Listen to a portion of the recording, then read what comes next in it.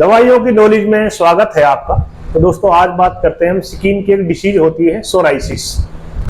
दोस्तों ये जो स्किन की डिसीज है सोराइसिस, ये बहुत ही ज़्यादा पुरानी डिसीज है सोराइसिस स्किन की, और बहुत ही बड़ी प्रॉब्लम में भी आती है स्किन की जो डिसीज है सोराइसिस। तो दोस्तों आज बात करते हैं हम सोराइसिस के बारे में। वीडियो थोड़ी बड़ी हो जाएगी लेकिन आपको समझना बहुत जरूरी है सोराइसिस क्या है और किस तरह ये प्रॉब्लम ठीक होती है, ठीक है ना, क्योंकि सोराइसिस की प्रॉब्लम को हम हल्के में बिल्कुल भी नहीं ले सकते।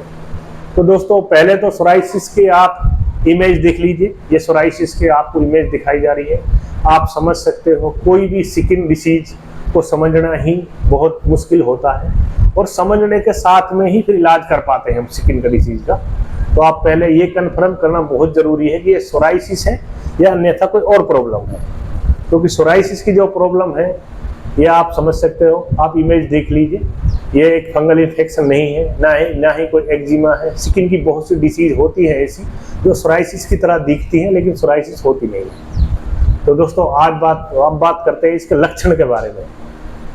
दोस्तों सोराइसिस की जो प्रॉब्लम है ये सेम एक तरीका से फंगल इन्फेक्शन की तरह दिखाई देती है, और शायद एक्जिमा कई प्रकार का होता है। एक्जिमा के बारे में मैंने एक वीडियो बनाई थी।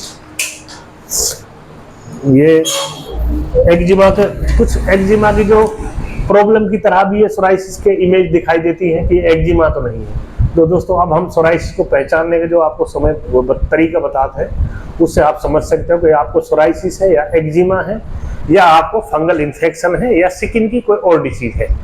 तो दोस्तों सोराइसिस में आपको खुजली होती है। खुजली स्किन की कोई भी डिसीज हो सब में तकरीबन होती है, ये नॉर्मल है। और दोस्तों सोराइसिस जहां पर होती है, तकरीबन ये सोराइसिस होती है यहाँ पर होती है पार्ट्स पर। यहाँ पर एक्जिमा भी होता है लेकिन दोस्तों ये सोराइसिस भी यहाँ पर ज्यादा होती है, और बच्चों में अधिक ये सर में ज्यादा होती है, पूरे सर में। और सोराइसिस को हम पहचानने के लिए, सोराइसिस में जब इसको हम छेड़ते हैं, खुजाते हैं, तो इसमें से एक तरीका से बूर सा झड़ता है। और सोराइसिस के जो सिस्टम्स बनते हैं वे एकदम से बिल्कुल गोलाकार में नहीं बनते। सोराइसिस के लिए सिस्टम बनते हैं जो भी फंगल बनता है इसका, वो एक गोलाकार में नहीं बनता, ये कहीं पर भी हो सकती है। लेकिन इसमें से पपड़ी उछलना ये मेन लक्षण में आता है। और सोराइसिस के मतलब एक फंगल इन्फेक्शन की जो खुजली है उसमें आपको एक तरीके से खुजाने में मजा आता है। और सोराइसिस की जो प्रॉब्लम है आपको खुजाने में ज्यादा इटिचिंग होती है, दर्द महसूस होता है, मतलब एक तरीके से प्रॉब्लम सी महसूस होती है खुजाने से, बहुत ज्यादा इचिटिंग होती है स्किन को, एकदम से मतलब उफड़ सी आती है इसमें सोराइसिस में। और सोराइसिस में ज्यादातर ये बूर सा झड़कता है, और ये तो तकरीबन कन्फर्म देखने के बाद ही हो पाता है कि ये सोराइसिस है या स्किन की और कोई डिसीज है। तो अब बात करते हैं सोराइसिस की। आपने इमेज देख ली, अब आपको रोकथाम ये पहचान बता दी ये सोराइसिस है। अब बात करते हैं दोस्तों सोराइसिस को रोकथाम किस तरह की जाए। तो दोस्तों मेन प्रॉब्लम है सोराइसिस की जो प्रॉब्लम है इसको आप में खुश्की नहीं आने देनी। सोराइसिस की जो जहां पर भी आपको प्रॉब्लम है वहां पर मॉइस्चराइजर करना कंटिन्यू बहुत जरूरी है। अगर आप इस प्रॉब्लम को रोकना चाहते हो और इसका इलाज लेना चाहते हो, क्योंकि इलाज तो चलेगा तो उसमें साथ में मॉइस्चराइजर दिया जाएगा आपको, लेकिन फिलहाल आप इलाज ले नहीं पा रहे हो या इलाज आपका चल रहा है, कुछ मेडिसिन खत्म हो जाती है, तो उनमें कुछ मेडिसिन खत्म हो जाती है, तो इसमें आपको कंटिन्यू जो करने के लिए दिया जाता है वो मॉइस्चराइजर है। और इसका जो मेडिसिन है वह कम से कम 3 से 6 महीने तक इलाज चलता है, और बहुत ही कम मेडिसिन खाने की होती है, ज्यादातर इसमें लगाने की मेडिसिन होती है सोराइसिस में। इसका जो मेडिसिन है वह तकरीबन कम से कम 3 महीना या 6 महीना होता है।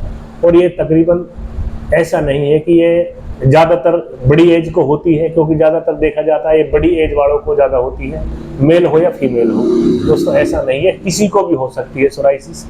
और अधिकतर ये बच्चों में बहुत ज्यादा पाई जाती है। बच्चों में ये ज्यादातर सर में होती है। तो सर में जब होने से एक तरीका से डैंड्रफ की तरह, मतलब ये एक तरीका से सर में से मतलब रुएं से सफेद चून सा झड़ता है, और शायद उसे डैंड्रफ भी समझा जाता है, लेकिन ये देखने से ही कंफर्म हो पाता है कि इसको सोराइसिस है या डैंड्रफ की प्रॉब्लम है। क्योंकि सोराइसिस में खुजली चलती है, डैंड्रफ में खुजली सर में बहुत कम चलती है। ये चीज देखने से पहचानी जाती है।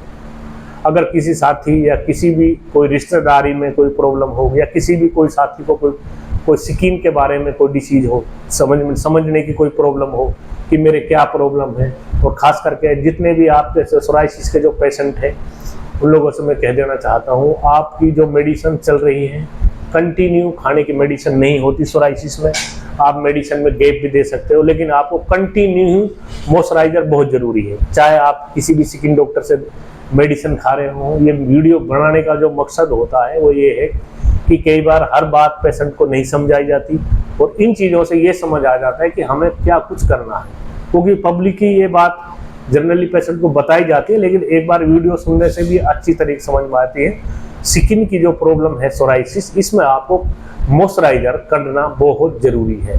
कई बार क्या होता है कि हमें मॉइस्चराइजर उपलब्ध नहीं होता, अगर डॉक्टर की मेडिसिन खत्म हो गई है तो जो भी आपने डॉक्टर से मेडिसिन खा रहे हो, चाहे वो आप अलवर से खा रहे हो, चाहे वो आप पलवल से खा रहे हो, चाहे आप मेरे से यहाँ पर खा रहे हो, अगर आपका मेडिसिन खत्म हो जाता है तो मेडिसिन के साथ में आपको मेडिसिन तो आप 2-4 दिन गैप दे सकते हो, लेकिन आपको मॉइस्चराइजर करना बहुत ज़रूरी है। अगर मॉइस्चराइजर उपलब्ध नहीं है तो दोस्तों आप इसमें कोकोनट ऑयल, घोड़े का तेल इस्तेमाल कर सकते हो पूरी बॉडी पर, और जहाँ पर आपको सिस्टम दिखाई दे रहे स्किन के वहाँ पर इस्तेमाल करें।